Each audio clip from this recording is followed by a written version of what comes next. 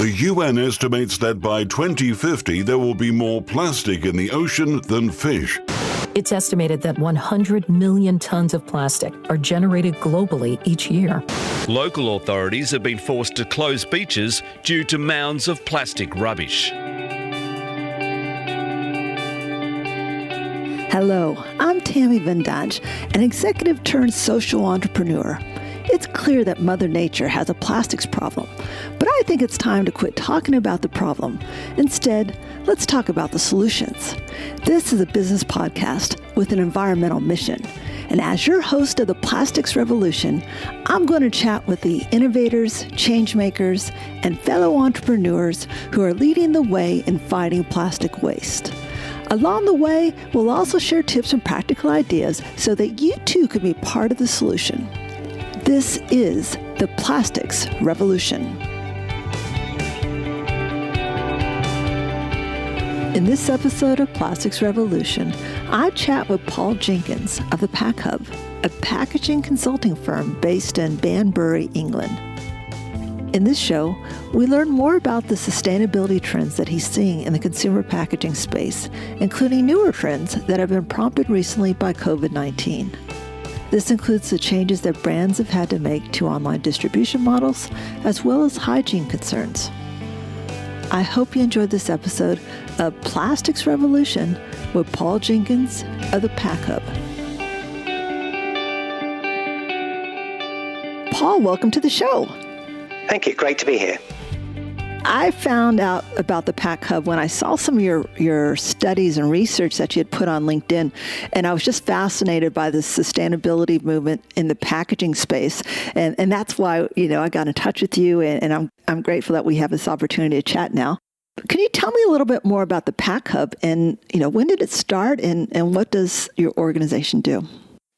Yeah, I'd be delighted to. So ThePackHub, we're a packaging innovation business.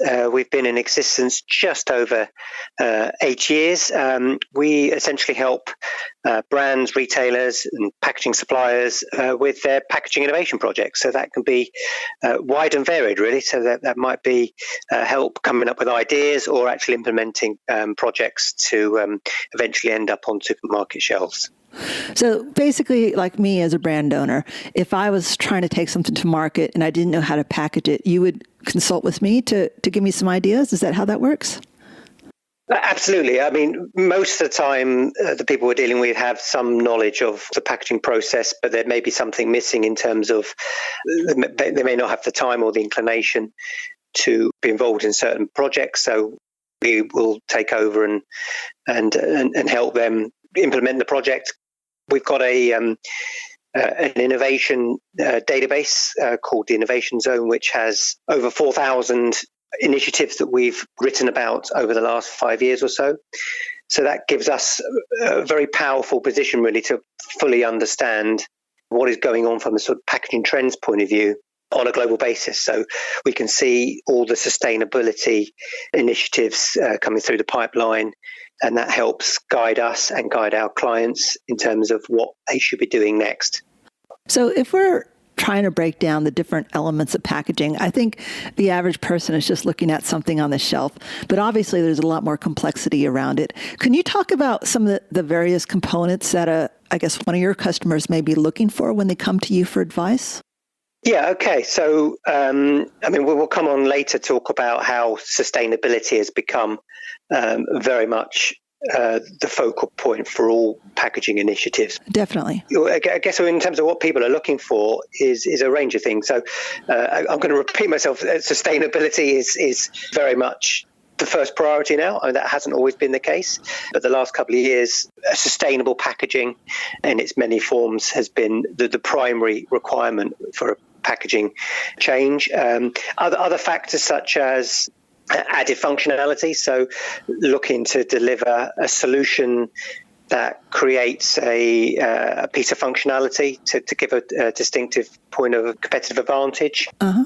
Yeah, so that's certainly an important part. Is it also aesthetics as well? Absolutely. So the look and feel of the packaging is very important. So not only do brands fight long and hard on supermarket shelves to get shoppers' attention. They only have a short time to do that.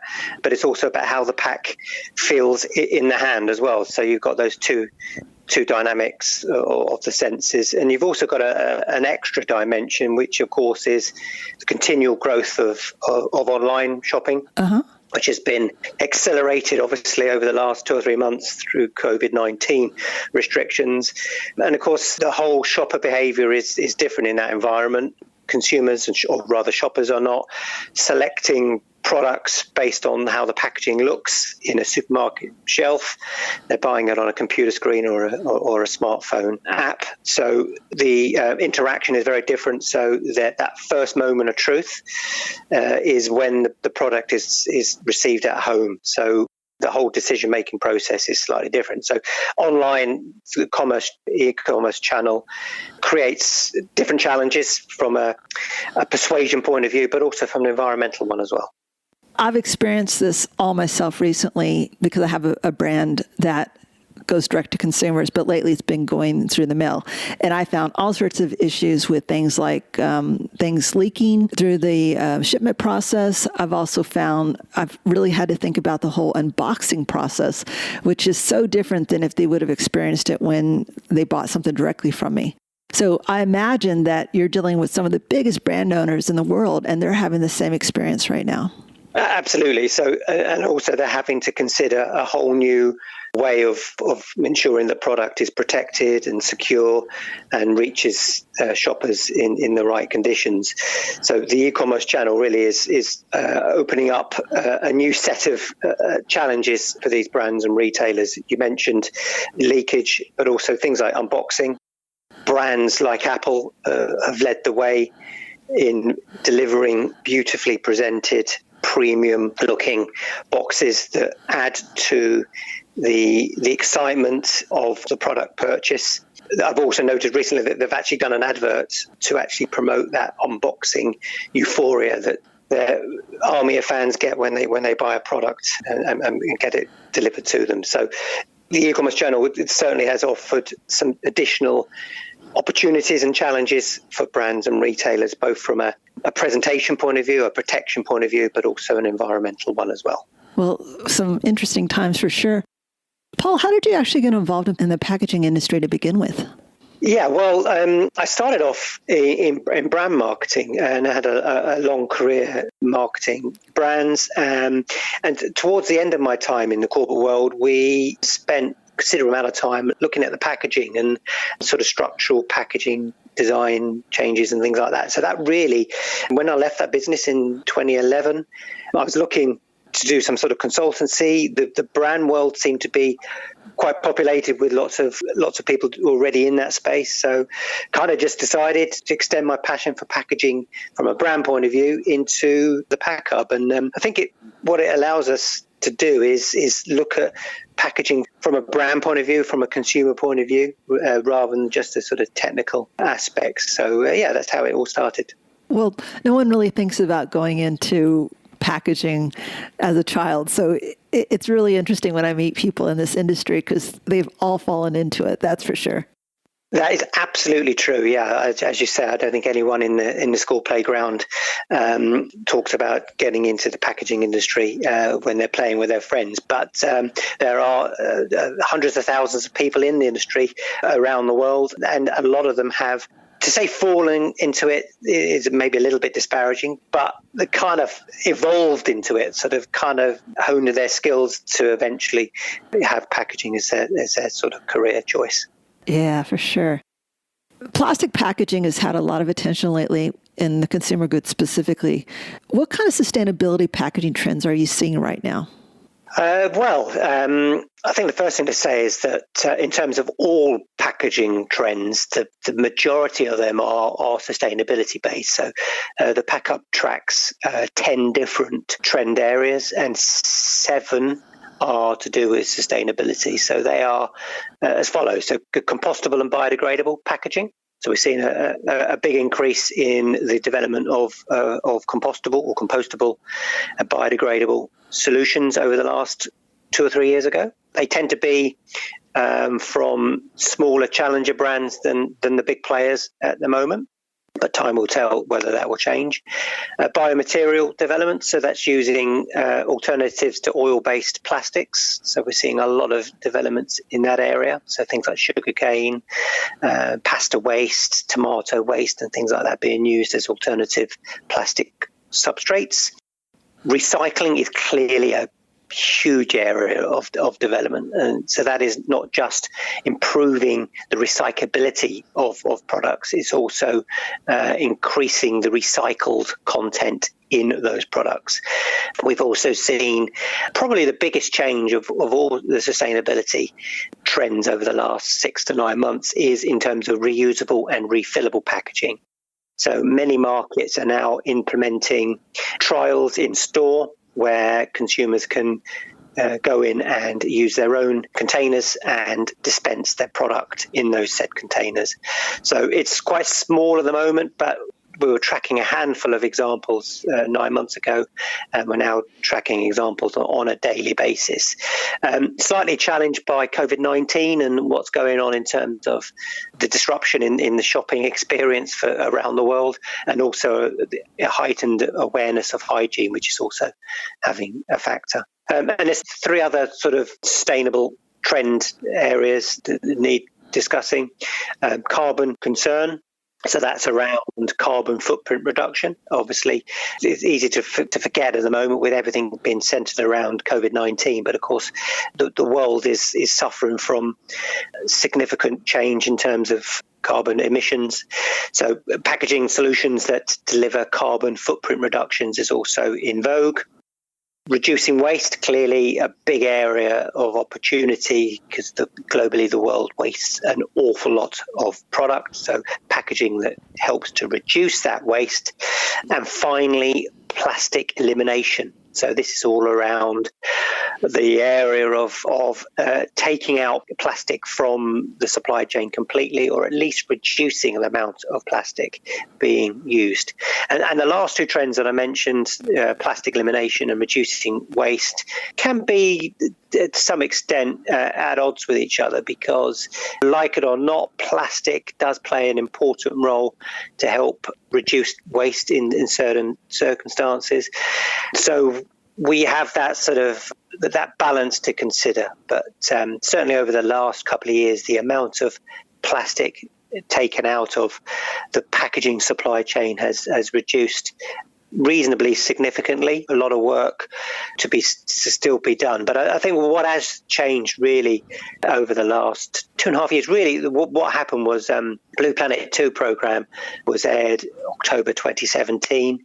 And really that set a sort of a groundswell of changes and activities, with sustainability really being at the centre of all packaging changes. We had the single-use plastic bans, we had supermarkets vowing to ditch plastic, we had the introduction of plastic-free aisles tests, we had markets like China no longer accepting recycling from the West. We had a number of initiatives such as the Plastic Pact, which is the UK one, but we've had them all around the world, where brands and retailers have pledged to reduce the amount of plastic in their systems.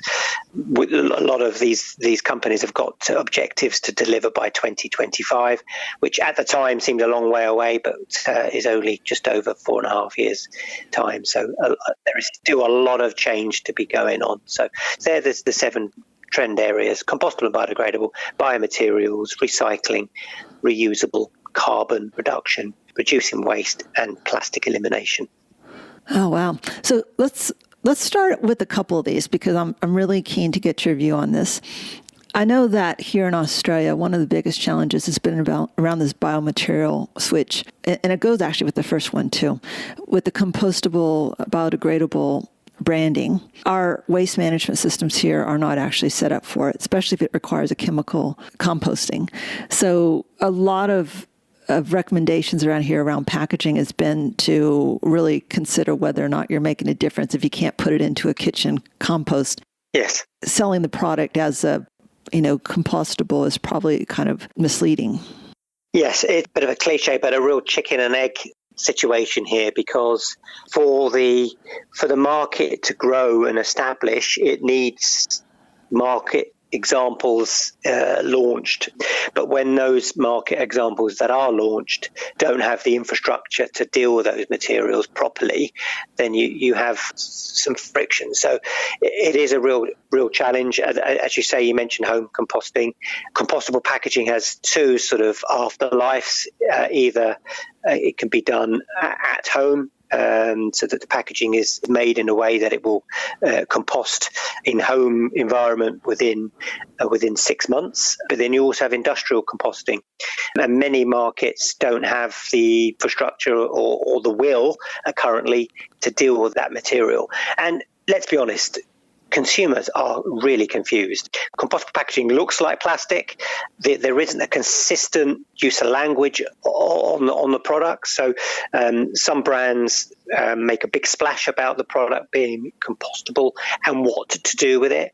Others are more reticent, for whatever reason, to actually display exactly what is doing it. And I think if you ask the average person in the street to describe and explain what compostable and biodegradable packaging is, they would struggle. So I think the market launches will continue, but that will hopefully force more infrastructure, better infrastructure. And until we have a situation where you can easily get rid of your compostable biodegradable packaging in the same way as you would recycle your packaging, until then, that particular solution is always compromised. You've got an additional factor in that some retailers are actually saying, no, we don't want any suppliers, brands to be supplying compostable packaging at this time because the market isn't ready for it. So I think that it does have a future. It's just we can't just turn on a tap and expect it all to change overnight. Well, and also I think there requires some regulation around it too, because I know that there's a lot of brands I see around here that consider themselves biodegradable, yet they're still a petroleum-based product. And they said they put some sort of additive in it so it breaks down faster. Yeah. And my question to them was, so that's 50 years instead of 500 years? It's not really clear to me how they can label it as such. So are you experiencing similar issues there with a little bit of greenwashing going on? Yes, I mean, that is an excellent example. And I think you've got the numbers almost spot on there. I think that the additives used in some packaging solutions, which the product will still end up in landfill, but rather than being 500 years underground, it will biodegrade in about a tenth of that time. I mean, obviously nobody really knows because no one's done the tests. Nobody can possibly have done the tests in that time. Is that greenwashing? I think it is greenwashing if consumers don't know the full story. If they see biodegradable on the packaging and they're told that just to recycle it in the usual way, and that packaging ends up in landfill and will stay in existence for the rest of their lives, that to me sounds like greenwashing. Those particular solutions are also not the panacea either, because they only biodegrade in certain conditions. So it takes 50 years in landfill, they end up in the ocean, they will often, the additives won't work at all, and they will there's no microbes to help eat the plastic, so they will still exist in the ecosystem for as long as conventional plastics would. So, yeah, you made the point of greenwashing. That is something we're seeing because we're essentially in a quite unregulated environment. I mean, you can make claims. I mean, they need to be legal, decent, honest, and truthful, but you can still make claims about environmental things in any way you can. I mean, we see statements like 100% sustainable. I mean, what does that mean? How can something be 100% sustainable? Environmentally friendly is also another one of my bugbears, because it kind of covers a multitude of, I want to say multitude of sins, because it is a positive step in the right direction, but environmentally friendly. Nothing is environmentally friendly, really. Doing nothing is environmentally friendly. But if you're producing products, then there is some environmental impact there. So I don't really think environmentally friendly is a terminology that should be used as liberally as it is. Maybe it's more environmentally friendly than other choices. Or even more sustainable, because to say something is sustainable, it's just more sustainable. It's not completely sustainable, obviously. Sure. Sure. Well, tell me more about the taxes you briefly mentioned, I think, about recycled content, because I think that is certainly the way that here in Australia we really would like to see some sort of regulatory framework that would encourage people to use recycled content more. Yes, so I can certainly speak about the UK because obviously that's a market I'm close to. There's a packaging tax coming into play, which might be delayed because of COVID-19. I'd need to check, but it's due to be implemented, I think, in April 2022, which will mean there will be a tax on any plastic packaging that has less than 30% recycled content.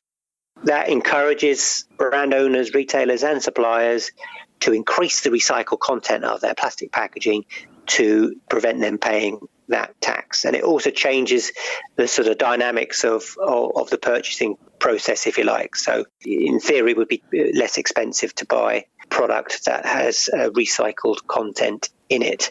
And I know other market factors are coming into place now. I'm no expert on oil prices, but I believe that with COVID-19 and a general global market downturn, the oil prices are quite low, which will again have an impact on which is just the general availability of virgin plastic for packaging, the price of it certainly. Yeah, luckily those prices have gone back up recently, so that's going to make it a little bit more competitive for the recycled content. Let's go back to your 7 different ways that packaging is being impacted sustainably in terms of trends. The carbon footprint one I'm really interested in because I think already we're seeing a shift into buying local. Now, when it comes to packaging, especially plastic packaging, my research has said Asia or China, Asia combined creates 51% of all plastic. So I just wonder whether or not you believe that there's going to be more local manufacturing of packaging specifically with that also concerned about the carbon footprint. Yes, and sort of location is a factor in assessing the carbon footprint of packaging. What we're not seeing enough of is published sort of life cycle analyses which assess all the factors that combine to consider the carbon footprint of a piece of packaging.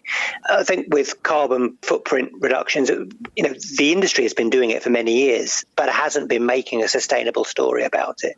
If you think about the idea of lightweighting or down gauging, as it's known in the industry, if you think about a PET water bottle, if you'd purchased it 10 years ago, it would probably be twice as heavy as it is now. So the industry has worked hard to reduce the amount of material being used, which has not just environmental benefits, but also sort of cost reduction benefits. And ultimately, really, that was the motivation to do these initiatives in the past.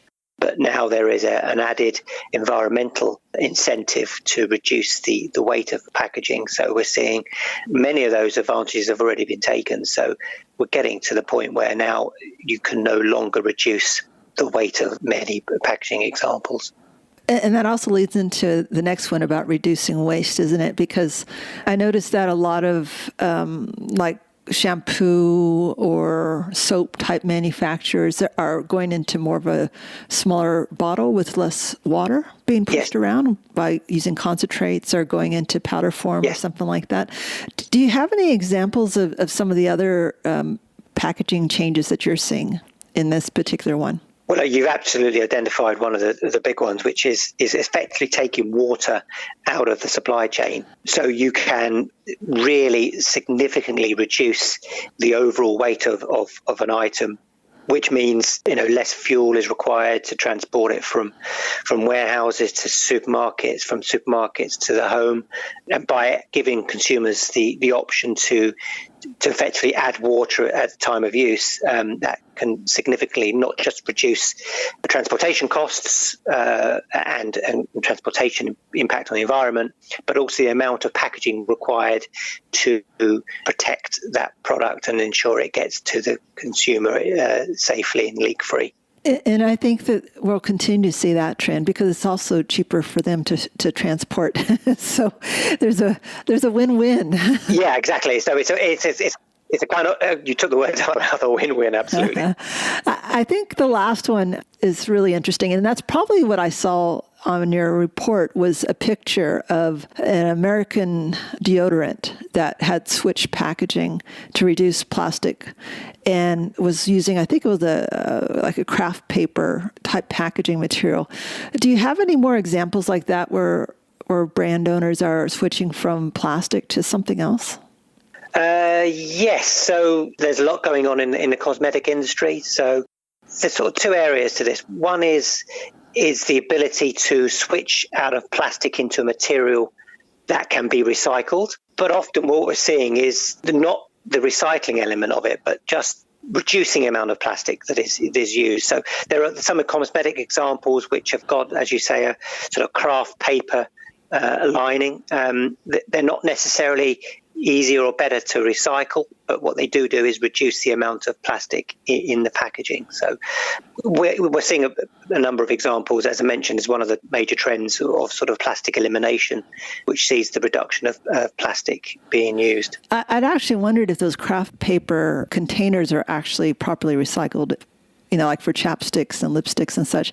And the reason why I asked this question is because I did an interview with Alliance Paper, which is a manufacturer here in Australia. And one of the changes that they made was moving away from the paper roll in a receipt paper. It used to be kind of like that craft paper in the middle. And what they actually found is because it's layer after layer after paper and glue, that it wasn't actually recyclable, especially at that size. And so they actually switched to plastic, and then they started recycling those. So they'll actually take them back from all their customers. Once they're done with the teal paper, then they'll actually collect those and they'll recycle them and use them again.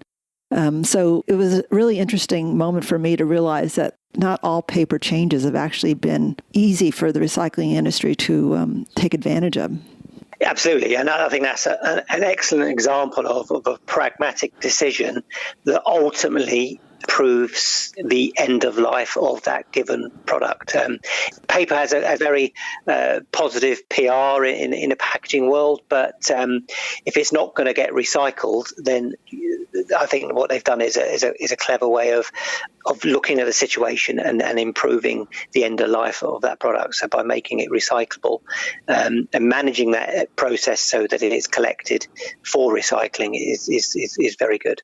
So we've talked about the 7 things you're already seeing. In the middle of this COVID thing, have you noticed any changes to anything in terms of what may be going for the future?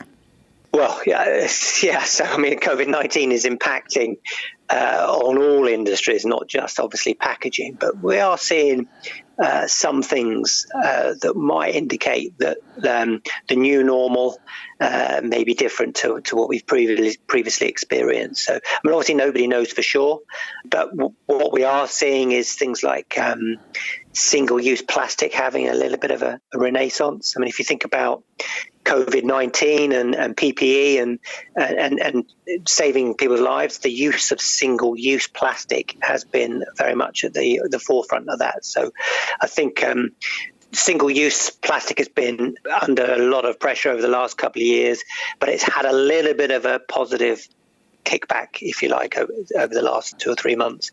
We've had things like reusable bags being banned in some outlets and single-use bags now back in vogue. Who would have thought that would ever be the case? Consumers are creatures of habit. Now, will they get used to the idea of buying single-use bags again, or are they desperate to get back to using their reusable alternatives once COVID-19 is over? I guess it's a bit of both. Reusable bottles were banned in coffee shops before their closures. So again, that's another dynamic that has been forced upon us during this pandemic. Got things like fruit and veg. We've seen over the last 12 months a move to sort of packaging-free solutions in supermarkets. Some shoppers are now rejecting that due to the perceived lack of hygiene. What impact will that have going forward? Shopper behaviour is changing. So Tesco in the UK have reported a near doubling of online deliveries. I mentioned at the beginning about the growth of e-commerce. That has been accelerated considerably over the last 2 or 3 months. So we're moving to a more weekly shop. So that has an impact on the environment and on plastic, on single use and that. The refillable market, which I mentioned earlier, has been growing significantly from a small base over the last 6 to 9 months. But I guess that's vulnerable because the systems that they use are touched, in theory, multiple times by different people. So you've got a whole dynamic around the infrastructure is clean and it won't spread any diseases. More fundamentally, I think we've got challenges around perhaps recycling not being a priority for some consumers. There's talks of corrugated glass shortages in some markets where consumers are either don't have the inclination or can't get their recycling to actually do that. We could see a more hygiene focus in the future. I think fundamentally, innovation projects are currently not going ahead. Sustainable initiatives that have either been paused or cancelled. So hopefully that will continue once so-called normality returns. Interestingly, things like product ranges have been rationalised. So, okay. A number of supermarkets, if you remember when, certainly in the UK and in America and Australia from memory, we had food shortages, believe it or not, with panic buying. And that meant that the retailers said, right, we do not need 48 variants of sausages. If we produce 6, then that means that our production lines are more efficient and we can basically make more quickly. So we've currently got a reduced range of some products in some markets. The world hasn't ended. Consumers aren't up in arms saying, where is my specialty sausage variant that I used to buy? So will that brand proliferation and all the packaging that goes with that increase back to what it was before? Who knows? And another couple of interesting points around COVID-19, things like tamper-proofing packaging. So there's an example in Canada, pizza brand chain. How to use pizza 3 times in one sentence. They've introduced a sort of tamper lock in their corrugated packaging. Oh, wow. So when the product leaves the oven, it doesn't get touched by anyone until it's delivered to the home. So that solution has probably been on the table for a number of months, but they obviously decided to introduce this at a time of heightened awareness around hygiene and safety. Yeah. And I guess the final thing to say about COVID-19 is sort of what impact will potentially sort of 18 months of this social distancing, lockdowns, whatever you want to call it, have on sustainability, on recycling, on innovation, on how we view the world, really. Yeah. I mean, quite big statements, but I think this has been the biggest change the vast majority have ever experienced, certainly since the end of the Second World War. So clearly it's going to have an impact on everything, including packaging and the environment. Yeah. Well, it's such an interesting time too, because I think in Australia we're experiencing a very different world than most of the other places because we've been able to flatten the curve much faster. Yes. And therefore are going back to normal fairly quickly with a level of comfort that it's fairly safe to do so. Where I live in Canberra, Australia, we haven't had a new case in about a month. So because the whole country has actually been under 20 new cases a day for a while now, therefore what I've experienced from my contacts in the recycling space, they've said that they actually see consumers continuing to recycle. But the challenges have been on the buying side. So there's been less purchases of products made from recycled plastic, especially from government councils who have obviously reprioritized their spending. And they're the biggest buyer, really, of some of these products that are made from recycled plastic. So it's interesting that consumers are continuing to do what they do with their habits. It's just the other side of it in terms of demand is really causing a bottleneck when there was already a real struggle to keep that supply and demand matched before this occurred. So it'll be really interesting to see, because I think that when it comes to sustainability, we've always been looking to the EU to see what's coming next. And with you guys in the UK and the EU being impacted more so than we have, it could send you backwards where we might continue to go forward here. That will be interesting.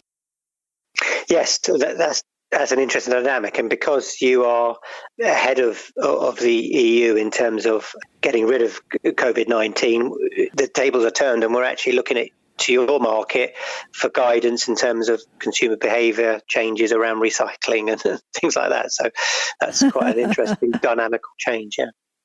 I never thought we could say that we're actually ahead of some of these other marketplaces when it comes to things like sustainability, but it's nice to be in front for once.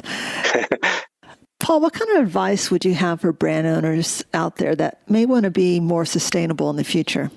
Well, there's a few things to consider. Look at the whole picture. So obviously plastic reduction is an important aspect, but from a sustainability point of view, you need to look at all factors to do with the environment and the impact that your product will have on the environment. You need to be wary of the language you use and how you communicate what you're doing. We spoke earlier about greenwashing. You need to assume that your customers do not fully understand the environmental impact of your packaging, so you need to be very clear to explain to them what your packaging does and how it should be dealt with post-use. And also survey the market, see what's going on out there. Don't be afraid to steal ideas from other sectors, so don't just look at the products that you sell and the market you're in. Look at other industries and how they are becoming more sustainable, because I think a lot of the ideas have been invented, so don't try and reinvent the wheel. Yeah, I think they're the main areas really. If people want to find out more about you and the PackHub, what's the best way to do that? Well, we're available in a number of different ways. If you look up thePackHub.com, and you can send us a message there. We're also highly visible on Twitter at ThePackHub, LinkedIn, ThePackHub, and also Facebook. So we'll answer your queries very quickly. So drop us a line if you've got any questions, comments, suggestions, or anything really. We'd love to hear from you. All right. Well, we'll make sure we put all those links into our show notes so that people can find them easily.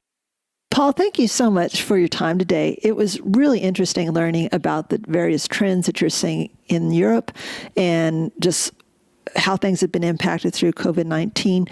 This huge movement towards sustainability and packaging is great to see.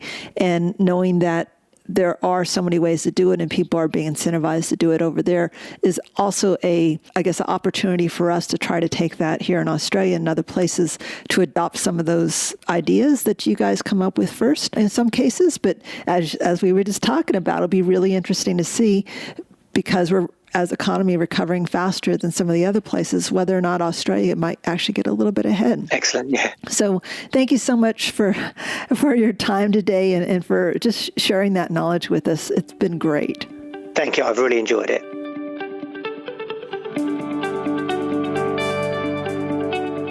Thanks for joining me today on this podcast. If you want to see the links or to review any information we spoke about today, then check out our show notes on this channel or on our website, plasticsrevolution.com. If you found anything interesting or helpful at all, I'd really appreciate it if you subscribe to our show and to tell others. Stay tuned next week as I chat to another innovator, change maker, or fellow entrepreneur who is leading the plastics revolution. This is Tammy Ven Dange. Be kind to animals and Mother Nature.